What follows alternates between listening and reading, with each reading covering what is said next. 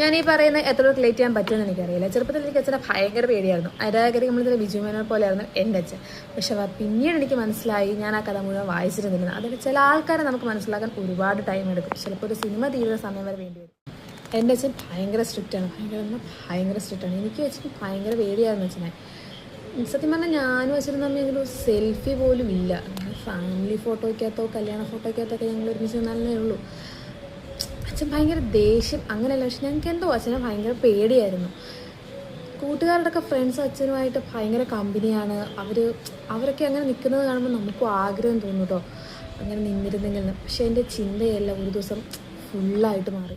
അതിൻ്റെ സംഭവം എന്ന് വെച്ചാൽ, ഞാൻ ഏറ്റവും തളർന്ന സമയത്ത്, അതായത് എനിക്കൊരു മിസ്കാരേജ് ഉണ്ടായി. ആ സമയത്ത് എനിക്ക് ഏറ്റവും ആശ്വാസമായത് അച്ഛനാണ്. അതായത് അന്ന് ഞങ്ങൾ ഹോസ്പിറ്റലിൽ അഡ്മിറ്റായി 4 ദിവസമായി. 4-ാം ദിവസം സ്കാൻ ചെയ്തപ്പോഴാണ് എനിക്ക് കണ്ടിന്യൂ ചെയ്യാൻ പറ്റില്ല എന്ന് പറഞ്ഞത്. അന്ന് ഹോസ്പിറ്റലിൽ അമ്മയുണ്ട്, ഹസ്ബൻഡിൻ്റെ അമ്മ അച്ഛനും ഉണ്ട്, ഹസ്ബൻഡുണ്ട്, എല്ലാവരും ഉണ്ട്. പക്ഷേ അച്ഛനന്ന് വീട്ടിലാണ്. അച്ഛനത് അറിഞ്ഞില്ല. സ്കാൻ റൂം കഴിഞ്ഞ് ഞങ്ങൾ നേരെ ഡോക്ടറുടെ അടുത്ത് ചെന്നു. അന്ന് ഇവരെല്ലാം എന്നെ ആശ്വസിപ്പിക്കുന്നുണ്ട്, പക്ഷേ ഞാൻ ഒട്ടും ഓക്കെ അല്ല. അതിന് റീസൺ ആണെന്ന് എനിക്കറിയില്ല. ഡോക്ടർ എന്തൊക്കെയോ പറയുന്നുണ്ട്. പക്ഷേ ഈ ഡോക്ടർ റൂമിൻ്റെ അവിടെ നിന്ന് അച്ഛൻ്റെ വണ്ടി വരുന്നത് ഞാൻ അറിഞ്ഞു. അച്ഛനന്നൊരു പഴയ ആക്റ്റീവിയാണ്. ഞാനൊന്ന് എല്ലാവരോടും പറഞ്ഞത് അച്ഛൻ വന്നു, പക്ഷേ ഇവരാരും അത് കേട്ടില്ല. പക്ഷേ ഡോക്ടർ റൂമും വെളിയിൽ നമ്മൾ അത്യാവശ്യം കാണാൻ കേട്ടോ. ഞാൻ ഭയങ്കരമായിട്ടും റീഡ് ചെയ്തൊന്നും അല്ല. അച്ഛനെ വണ്ടിയുടെ സൗണ്ട് ഞാൻ കേട്ടു.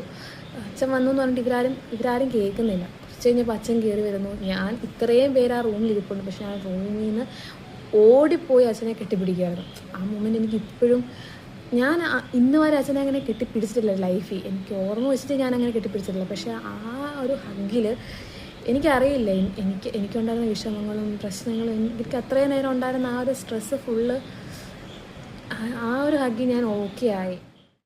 അതിനുശേഷം ഞാൻ അച്ഛനെ കാണുമ്പോൾ എല്ലാം അച്ഛൻ ചിരിക്കാറുണ്ട്, അച്ഛൻ സംസാരിക്കാറുണ്ട്. എനിക്ക് അച്ഛനോട് ആ പഴയതുപോലുള്ള പേടിയില്ല. ഇപ്പോഴും പേടിയുണ്ട്, ഇല്ലെന്നല്ല. പക്ഷെ ആ പഴയതുപോലുള്ള ആ ഒരു ഡിസ്റ്റൻസ് ഇപ്പോൾ അച്ഛനുമായിട്ടില്ല. എനിക്ക് എന്തെങ്കിലും ഉണ്ടെങ്കിൽ ഞാൻ അപ്പോൾ അച്ഛനെ വിളിക്കും. ഞങ്ങളുടെ ഇടയിലുണ്ടായിരുന്ന ആ ഒരു എന്തോ ഒരു സംഭവം അന്നൊരു ദിവസം കൊണ്ട് മാറി. അത് ഞാൻ ആലോചിച്ചപ്പോഴാണ് മനസ്സിലായത്, അച്ഛൻ മാറിയതല്ല, അച്ഛനോടുള്ള എൻ്റെ കാഴ്ചപ്പാടാണ് മാറിയത്. ചിലപ്പോൾ അങ്ങനെയാണ്, ചില ആൾക്കാർ ചില സംഭവങ്ങൾ നമ്മളെടുക്കുന്ന കാഴ്ചപ്പാടിന് പ്രശ്നമാകും. നമ്മൾ വേറെ രീതി ചിന്തിച്ചാൽ ഇതൊന്നും അങ്ങനെ ആയിരിക്കത്തില്ല. അപ്പോൾ ഇന്ന് ഇത്രയേ ഉള്ളൂ. നാളെ കാണാം. ഓക്കേ.